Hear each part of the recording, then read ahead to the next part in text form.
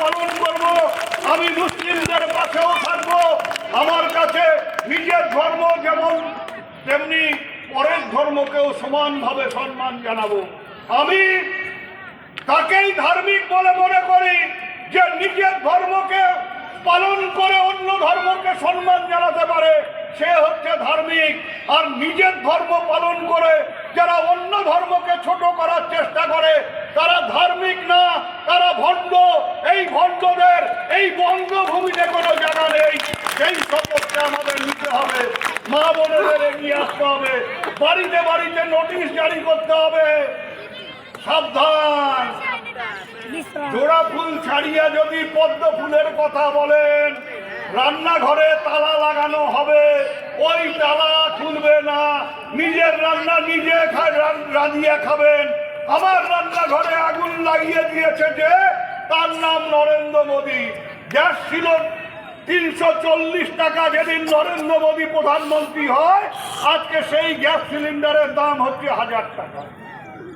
আমার মা বোনেরা সারাদিন পরিশ্রম করে, সন্ধ্যাবেলা শীতকালে চাদর মুড়ি দিয়া একটু টকটকি ফকফকি ওই কি সব সিরিয়াল হয়, সেই সিরিয়ালগুলো টিভির সামনে বসিয়ে দেখে।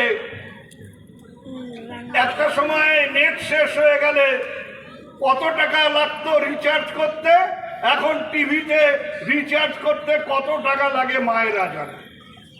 এই যে মা বোনেরা আছেন, তাদের কারো ছেলে কারো 500 টাকা বাড়ছে কি বাড়ে নাই?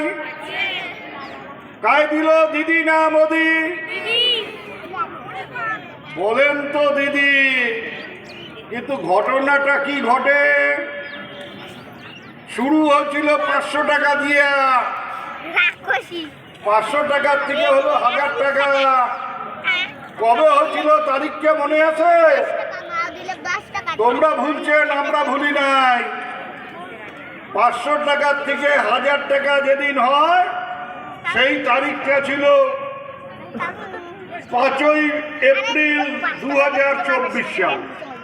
ব্যাংকের অ্যাকাউন্টে পাসবই মিলিয়ে দেখবেন সেদিন তোমার 500 টাকা 1000 টাকা হচ্ছে। আর ভোট হলো কবে? ভোট হলো 19 তারিখ, 19শে এপ্রিল। আমার জড়া বাড়ির অনেক মা আছে, আমার কারিশালের অনেক মা আছে, আমার প্রধানের বুথের অনেক মা বোন আছে। ওই 19 তারিখে ভোট দেওয়ার সময় নিজেরা আলাপ করছেন যে এতদিন হাঁটিয়ে ভোট দিতে গেছি, রোদত পুড়িয়ে, এইবার আর হাঁটিয়ে ভোট দিতে যাবো না। 500 টাকা 1000 টাকা হচ্ছে, টোটো চড়িয়ে ভোট দিতে যাব। 4-5 জন মিলিয়ে টোটো ভাড়া করলেন, টোটো ভাড়া করিয়ে ভোট দিতে গেলেন। কিন্তু ভোট কেন্দ্রে গিয়ে যায় 500 টাকার থেকে 1000 টাকা করলো, তার কথা ভুলিয়ে পদ্ম ফুলে ভোট দিলেন। কাজটা কি ন্যায্য হলো না অন্যায্য হলো? কাজটা সঠিক হলো না বেঠিক হলো?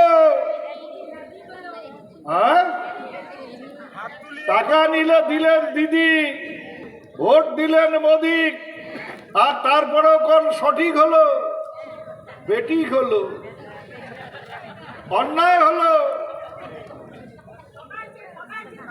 কায় ঠকাচ্ছে?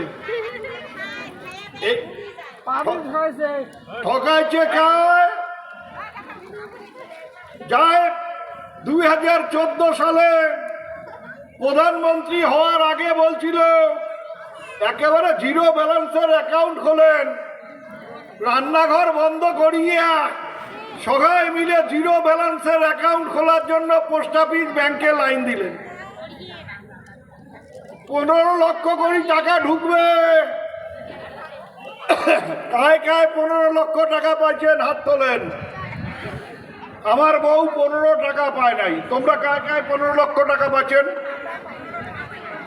কিন্তু ভোট দেওয়ার সময় মনে থাকে না, ভোট দেওয়ার সময় ভুলে যান।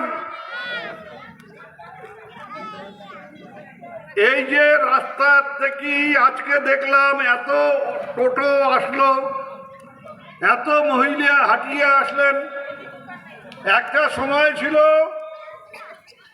যখন আমার গ্রামের পুরুষ